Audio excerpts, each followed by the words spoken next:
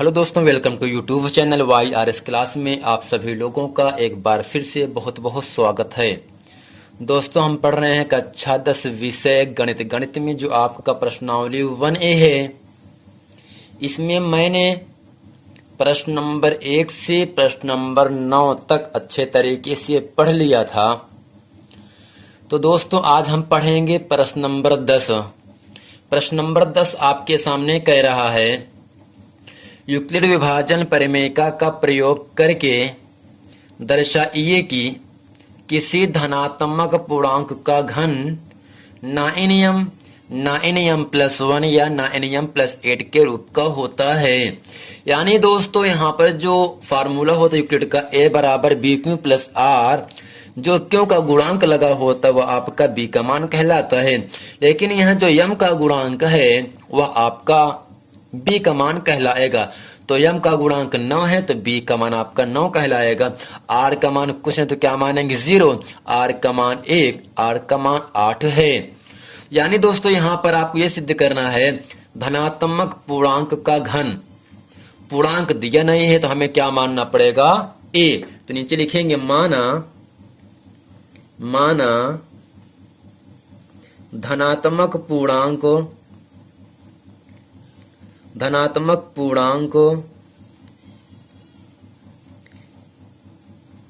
a है। क्या दोस्तों मानेंगे?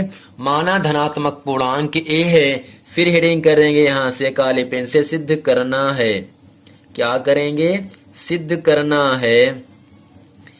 इसमें लिखेंगे धनात्मक पूर्णांक का घन, धनात्मक पूर्णांक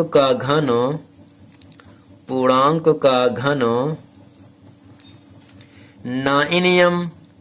नाइनियम प्लस 1 नाइनियम प्लस 8 के रूप का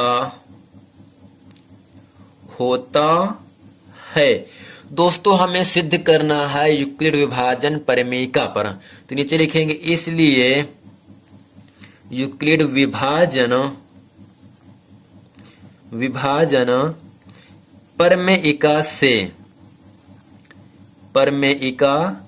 से दोस्तों होता है फार्मूला a बराबर बी क्यू प्लस आर, जहां r का मान 0 से बड़ा और बराबर लेकिन b से छोटा होता है। लेकिन दोस्तों, यहाँ पर जो आपको मैंने बताया था जो m का गुणांक लगा है वह आपका 9 है। तो m का गुणांक को हम क्या कहते हैं? b कहेंगे। यानी b का मान कितना दिया है? 9 दिया है। अब यहां से लिखेंगे a बराबर, तो 9 का वर्गमूल आप जानते हो 3 होता है, 3 लिख सकते हैं। अब हमें सिद्ध करना है। सिद्ध करने के स्थान पर हम जहां पर नियम है वहां पर हम कुछ और चर संख्या मान सकते हैं। तो 9 है तो हम मान सकते हैं यहाँ पर p, यानी a बराबर आपको मिल गया 3p। अब हमें दोस्तों करना क्या है? इसका हमें घन करना है। क्या करना है दोस्तों? घन करना है। तो यहाँ पर लिखेंगे दोनों पक्षों का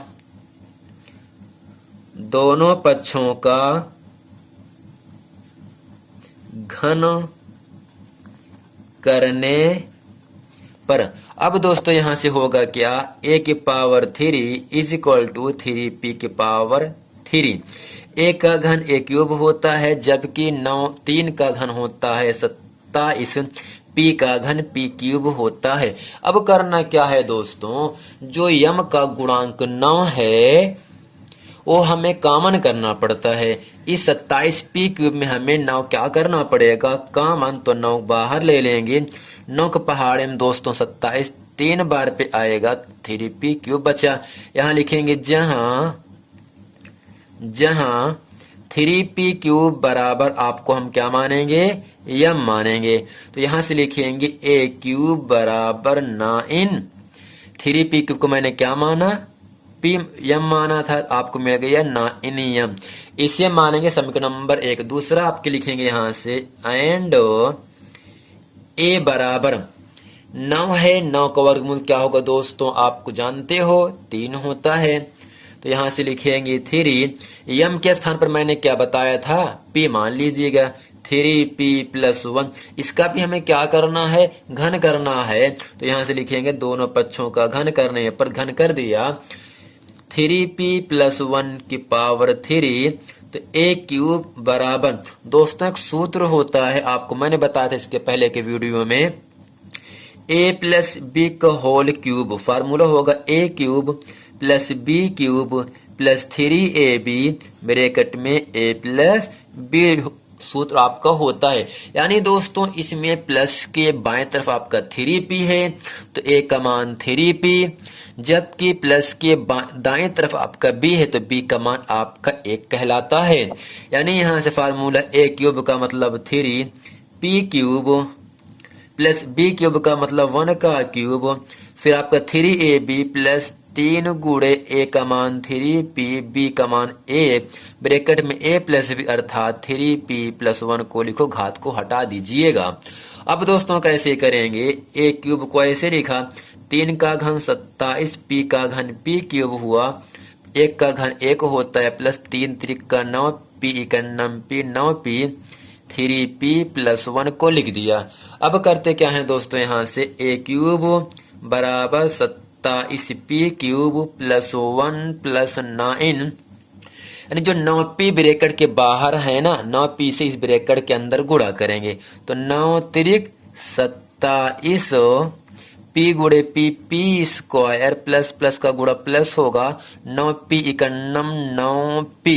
अब करते क्या है दोस्तों, यानी इसमें r का मान आपका 1 है तो हमें किनारे बचाना है 1, जबकि यम का गुणांक 9 है, हमें 9 कॉमन करना है और 1 किनारे बचाना है।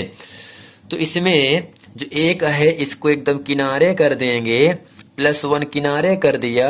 अब 27p cube plus 27p square plus 9p में हम 9 कॉमन लेंगे तो बचा के 9 के पहाड़े में 27 आपका 3 बार पे 3p क्यूब प्लस 9 के पहाड़े में 27 3 बार पे 3p स्क्वायर, 9 से 9 कटे केवल आपका p बचिएगा दोस्तों यहाँ से। अब करते क्या है, a क्यूब बराबर 9, इसे पूरा में m मानेंगे, 9m प्लस 1 समीकरण नंबर 2 मानेंगे, लिखेंगे जहां 3p cube plus 3p square plus p is equal to m। अब लिखेंगे दोस्तों इसके बाद एंड तीसरा स्टेप क्या आपके सामने है, 9m प्लस 8 है ना, आप जानते हो 8 का घनमूल 2 होता है, तो यहां से लिखेंगे a बराबर 9 का वर्गमूल 3 होगा, p प्लस 8 का घनमूल क्या होगा 2, तो यहां से लिखेंगे a बराबर 3p+2, इसका हमें घन करना है तो होगा यहां से a क्यूब बराबर 3p+2 की पावर 3।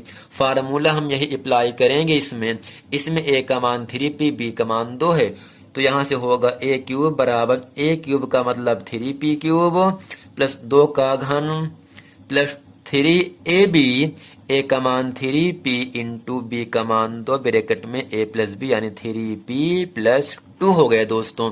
अब करते क्या है, a क्यूब बराबर 3 का घन 27 p क्यूब, 2 का घन 8 प्लस 3 त्रिक का 9, 9 दूनी 18p और बगल में क्या है 3p+2। अब करते क्या है दोस्तों, इस ब्रैकेट के पहले 18 गुणे में है तो 18 से हम ब्रैकेट के अंदर गुणा कर देंगे, तो a क्यूब बराबर 27p cube plus 8 plus 18 तिरिक 54 p गुणे p स्क्वायर प्लस 18 दूनी 36p। अब करते क्या है दोस्तों, यहाँ से 9m प्लस 8 में 8 बाहर है तो हमें 8 बाहर करना है और 9 कॉमन लेना है। अब करते क्या है, इसके आगे हम a क्यूब बराबर 8 यहाँ प्लस 8 बाहर कर दिया और यहाँ से हम 9 कॉमन लेंगे, 9 के पहाड़े में 27 3 बार पे 3p क्यूब प्लस 9 के पहाड़े में 54 9 6 बार पे आएगा, 9 छंग 54p स्क्वायर प्लस 9 के पहाड़े में 36 4 बार पे यानी 4p बचेगा। यानी जब हम इस 9 से ब्रैकेट के अंदर गुणा कर देते हैं तो आपका यही संख्या मिल जाता है। यानी यहाँ से दोस्तों ए क्यूब बराबर 9, इसे पूरा m मानेंगे, 9m प्लस 8, इस समीकरण नंबर हम 3 मानेंगे। जहाँ लिखेंगे, जहाँ 3p cube plus 6p square plus 4p बराबर m। यानी दोस्तों आपको सिद्ध करना क्या था, 9m प्लस 1 9m प्लस 8 को घन करने पर इसी के रूप में रहेगा। तो मैंने आपके सामने 9 का वर्गमूल 3 होता है, जबकि यहाँ से 8 का घनमूल 2 होता है। यानी इसे सिद्ध करने के सवालों में हम जहाँ पर या वहाँ पे रखेंगे, कुछ चर संख्या मान सकते हैं। तो मैंने माना p, इसका घन कर दिया तो फॉर्म मिला 9p, फिर a बराबर 3p प्लस 1, इसका भी घन किया तो आपको 9m प्लस 1 मिल गया। फिर a बराबर 3p प्लस 2 का घन करने पर आपको 9m प्लस 8 मिला। तो नीचे लिखेंगे अतः समीकरण 1, 2 व 3 से सिद्ध होता है कि किसी धनात्मक पूर्णांक का घन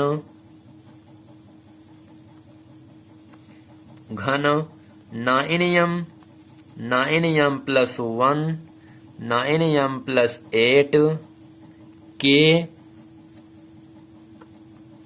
रूप का होता है। यही दोस्तों इस प्रश्न का उत्तर हो जाता है। प्रश्न नंबर जो 10 मैंने आप लोगों के सामने अच्छे तरीके से बताया, ये बहुत ही महत्वपूर्ण प्रश्न है। अगर एग्जाम में आएगा तो आपको 4 नंबर दिला के जाएगा। अब चलते हैं दोस्तों, प्रश्न नंबर 11 पढ़ते हैं। दोस्तों प्रश्न नंबर 11 कह रहा है 441, 567 और 693 का HCF ज्ञात करने के लिए यूक्लिड विभाजन परिमेयिका का प्रयोग कीजिए। यानी इन तीनों संख्या को हम लिखेंगे। पहले दिया है 441, दिया है संख्याएं 441, 567 व 693।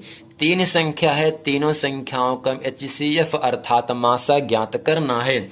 अब हम करते क्या है, पहले इन दोनों संख्या को ले लेंगे। हम लिख रहे हैं इसलिए 567 व 693। दोस्तों इन दोनों संख्या में बड़ा आपका क्या है, 693 बड़ा है किससे, 567 से। अब करते क्या है, 567 में हम 693 में भाग करेंगे।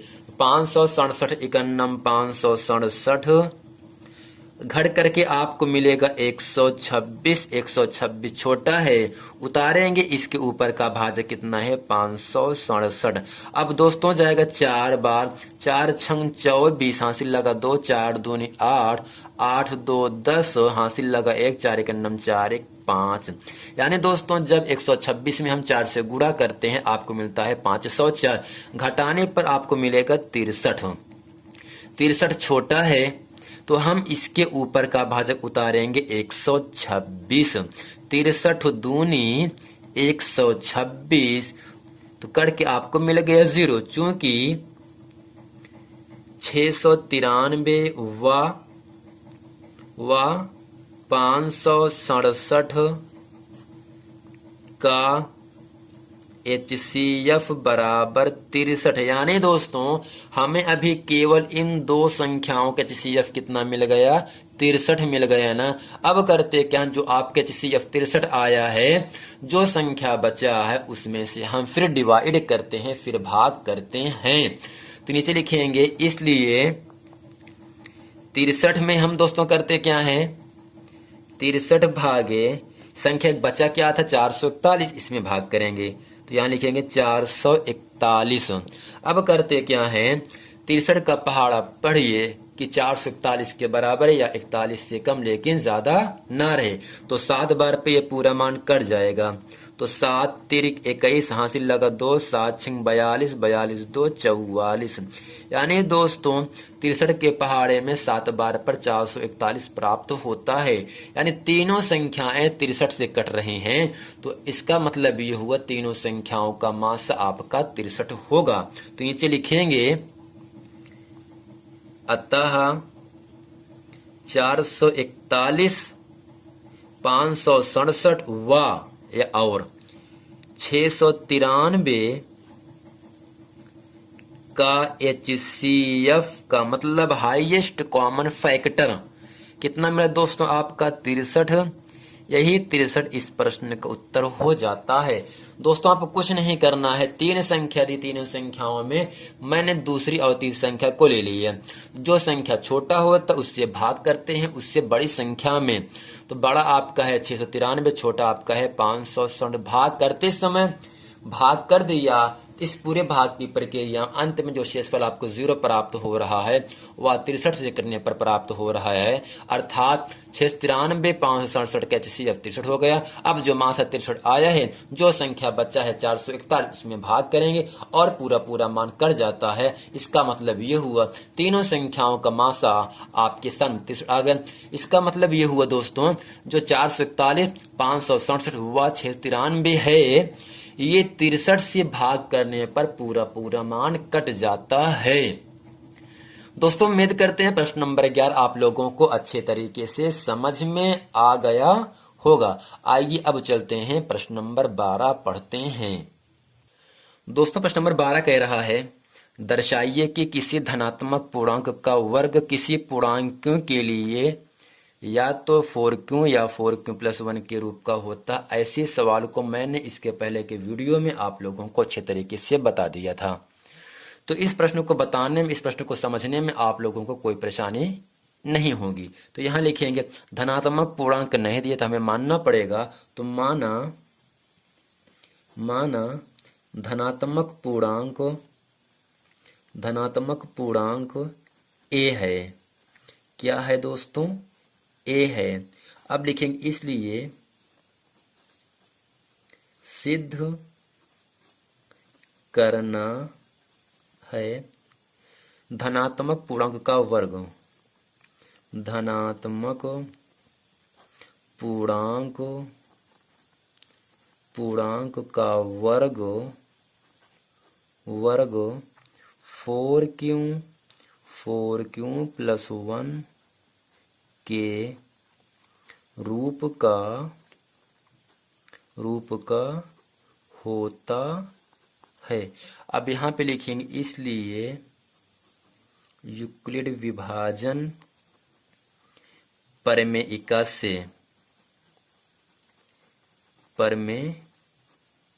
से सूत्र होता है a बराबर BQ+R, जहां दोस्तों R का मान 0 से बड़ा या बराबर लेकिन b से छोटा होगा। लेकिन b का मान कितना है? जो q का गुणांक है। q का गुणांक 4 है तो b का मान आपका 4 होगा। अब करते क्या है दोस्तों, यहाँ से अब करेंगे क्या यहाँ से? तो यहाँ से लिखेंगे a बराबर 4q है तो मान सकते हैं q के सर पर हम यह मान लेंगे। तो 4m इसका क्या करना है? वर्ग करना है। तो यहाँ लिखेंगे दोनों पक्षों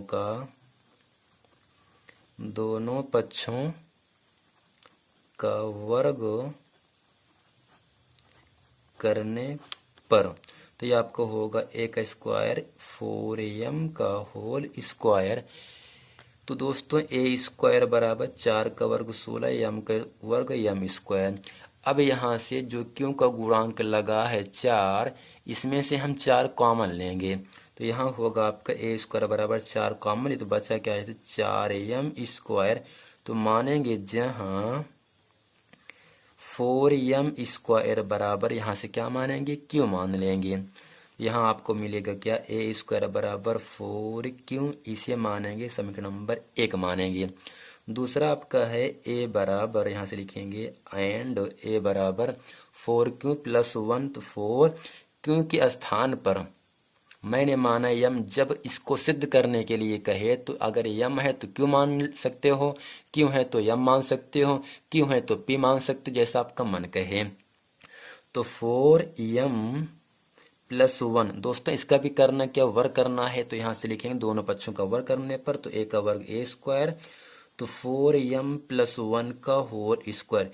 एक फार्मूला होता है चूंकि a प्लस बी का whole square a square plus b square plus 2ab, तो यहाँ से होगा a स्क्वायर बराबर 4m का whole square plus b square का मतलब 1 का स्क्वायर प्लस 2ab, 2a का मतलब 4am प्लस गुणे बी का मान 1 है। अब करेंगे क्या, a स्क्वायर बराबर 4 का वर्ग 16m स्क्वायर प्लस 1 प्लस 2 चौक 8, 8 का 9 8m।